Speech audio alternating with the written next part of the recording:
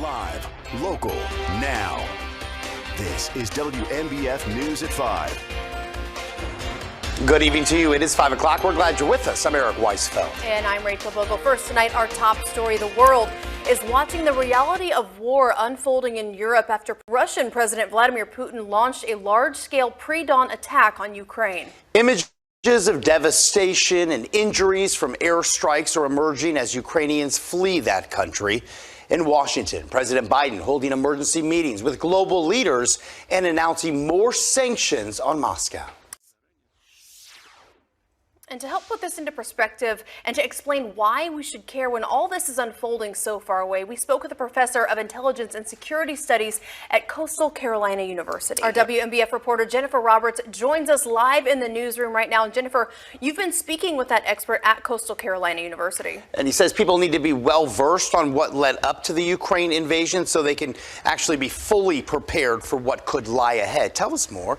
Yes, Rachel and Eric, experts tell me what we're witnessing right now in Russia is Russia trying to reclaim parts of Ukraine. Remember, the Soviet Union collapsing led to Ukraine becoming an independent country in 1991. The CCU professor says Russia's plans to conquer territory in Ukraine could realistically impact us all. Joseph Fitsanakis is a CCU professor of intelligence and security studies and a director of Intelligence Operations Command Center.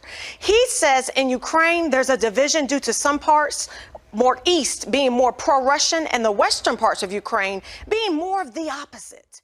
What we have at the moment is Russia attempting to reconquer or reoccupy at least parts of Ukraine. Joseph Fitsanakis is a CCU professor of intelligence and security studies. He says the old Soviet Union collapsing resulted in Ukraine becoming an independent country in 1991. He says recently there has been tensions in the country due to some parts of eastern Ukraine being more pro-Russian and the western parts of Ukraine embracing the very opposite. There's a division within the country that the Russians have manipulated and managed to exploit over the last 30 years. And that is what led to the current situation. Fitsanakis says although we don't live in Europe, this invasion will impact us for many reasons. Because Russia is one of the largest producers and exporters of energy, gas prices could likely hit historic highs in the coming days. But one of the professor's biggest concerns is other countries who have similar aspirations and want to occupy other regions of the world that don't belong to them. And they are all watching to see how the U.S. is going to respond to this current crisis. Is it going to respond militarily, diplomatically, economically? What exactly is it going to do? So there is a possibility that this current crisis is going to escalate worldwide, as you're going to have other countries that have similar aspirations seeking similar objectives around the world. And that, of course, is kind of a nightmare scenario. And it will call for some kind of response by the United States.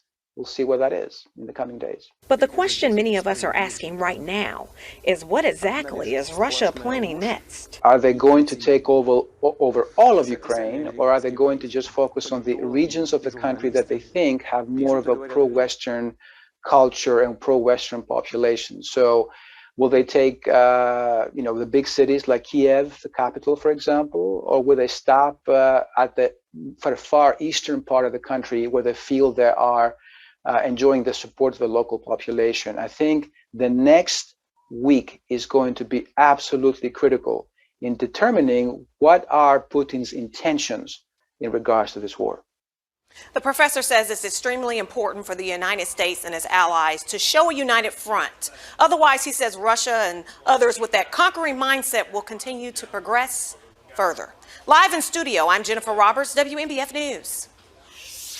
All right, thank you, Jennifer. And happening now here at home, a peaceful demonstration is being held at Myrtle Beach City Hall. This, of course, in response to that Russian invasion in Ukraine. Many people in attendance have family in Ukraine and are simply wishing for a quick end to the chaos, and they're asking for your help.